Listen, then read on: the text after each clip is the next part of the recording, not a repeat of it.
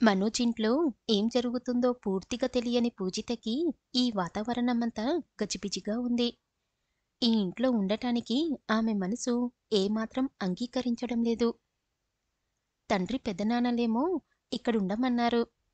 ఏం చెయ్యాలో అర్థం కానట్టుగా సుధీర్ వంక చూసిందామె.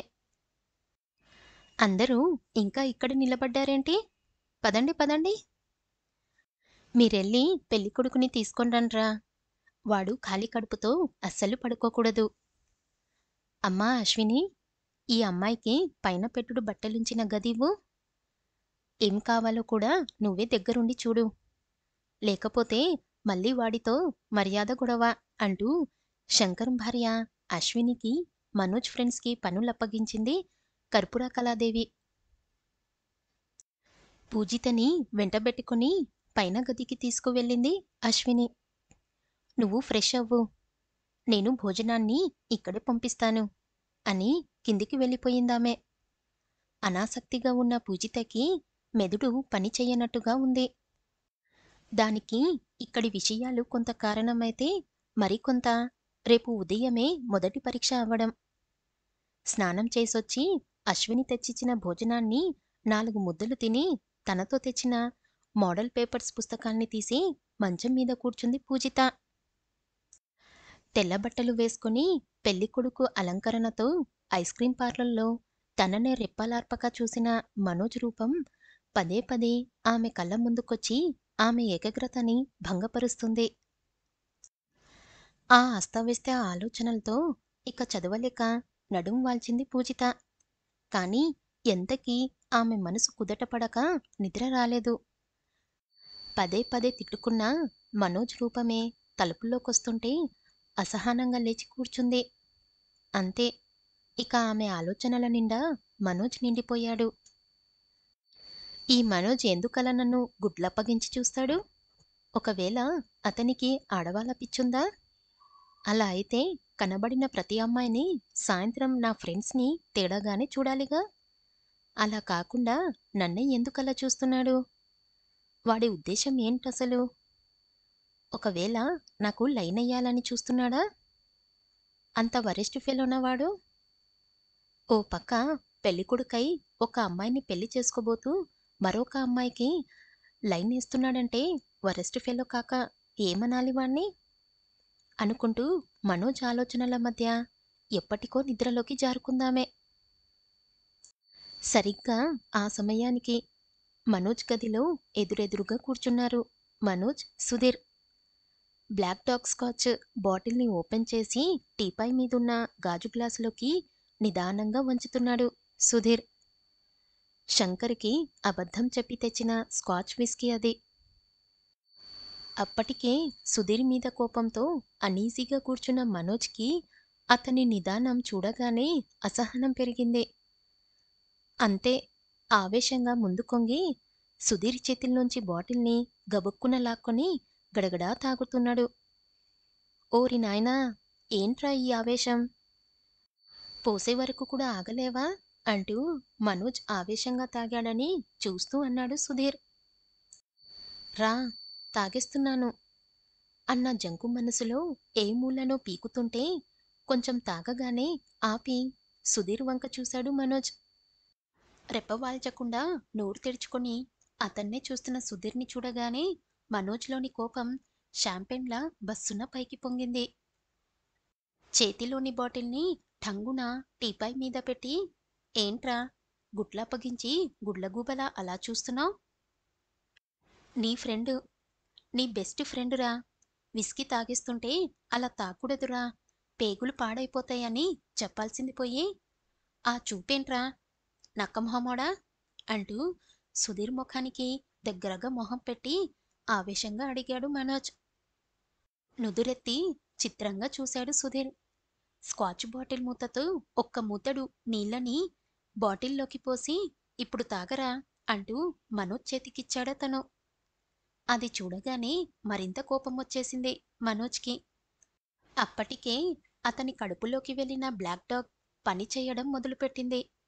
అంతే, ఆవేశంగా కుర్చీలో నుంచి లేచి సుధీర్ కాలర్ పట్టుకుని, నీకు నవ్వులాటలా ఉందిరా? నేను రా తాగుతున్నానంటే స్పూనుడు నీళ్లు పోసి నన్ను ఎగతాళి చేస్తావా అంటూ కయ్యమన్నాడు. మనోజ్ చేతిల్లోంచి చొక్కని గుంజుకుంటూ ఆగరా నీ అయ్యా, వదులు, వదలమన్నానా? నీతో ఏదొచ్చినా పడలేం. ఇది మామూలు విస్కీ కాదురా, బ్లాక్ డాగ్. ఇది ఇలానే తాగాలి. మామూలు విస్కీలా నీళ్ళు, ఐసు, సోడలు కలుపుకోకూడదు. నీకు తెలీదు సావదు అని నెత్తి నోరు కొట్టుకున్నాడు సుధీర్. ఆ మాటలు వినగానే గతుక్కుమంటూ కుర్చీలో కూర్చున్నాడు మనోజ్. సుధీర్ని ఏదో వంకపెట్టి తిట్టాలన్నది అతని ధ్యేయం. ఇప్పుడది కుదరకపోవడంతో బ్లాక్ డాగ్ ఇచ్చిన ధైర్యంతో డైరెక్టుగా అసలు విషయాన్నే అడిగేద్దామనుకున్నాడు. అంతే.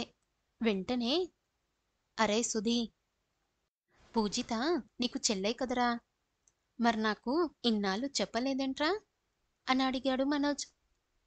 చెప్పలేదా? 2 నెలల క్రితమే చెప్పాను కదరా, మా బాబాయ్ ఇండ్ల ఫ్యామిలీ కలిసిందని అంటూ ఇంకా ఏదో చెప్పబోయాడు సుధీర్. ఏం చెప్పావురా, ఏం చెప్పావు? మీ బాబాయ్ మీ పిన్నిని చంపేశాడని క్రైమ్ స్టోరీ చెప్పావు గాని ఆ విలన్ బాబాయ్కి ఓ అందమైన హీరోయిన్ లాంటి కూతురుందని చెప్పావా అసలు అంటూ ఒక్కసారిగా కుర్చీలో నుంచి లేచాడు మనోజ్. వీడు తాగితే ఇలానే రంకలేస్తాడులే అన్నట్టు ఏం పట్టించుకోకుండా మందుని ఆస్వాదిస్తూ తాగుతున్నాడు సుధీర్. తానింత వాగుతున్నా తాపీగా తాగుతున్న సుధీర్ని చూడగానే మనోజ్కి కోపం నశాలానికెక్కింది. అంతే. అసలు తప్పంతా నీదిరా. నా గురించి మొత్తం నీకు తెలుసు. నాకు నచ్చిన అమ్మాయి కోసమే కదరా 25 సంబంధాలు కాదన్నాను. కానీ కానీ ఇప్పుడు ఈ అప్రితజని చేసుకుంటానన్నాక అని ఆవేశంతో ఊగుతూ తడబాటుగా మాట్లాడుతున్నాడు మనోజ్.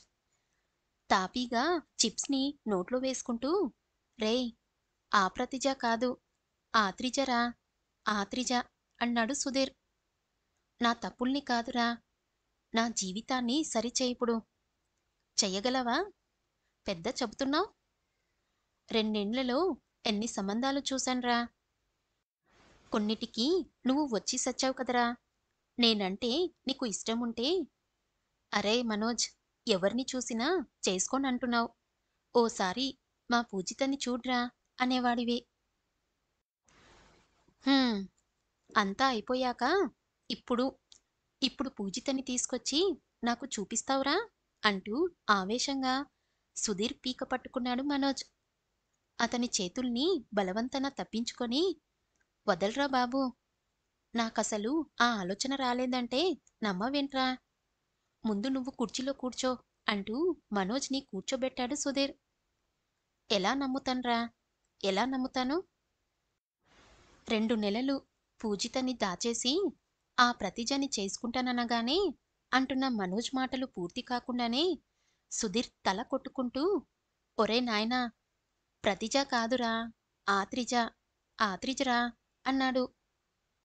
ఏదో ఒకట్లేరా, ఆ హాత్రిజని చేసుకుంటానన్నానా? తెల్లారే పూజితని తెచ్చి పరిచయం చేస్తావా? నా లైఫు నా లైఫ్ ఇలా కొలాప్స్ అయిపోవాలని పక్కా ప్లాన్ వేశావు కదూ అని కళ్ళు మిటకరిస్తూ సుధీర్ ముఖంలోకి చూశాడు మనోజ్.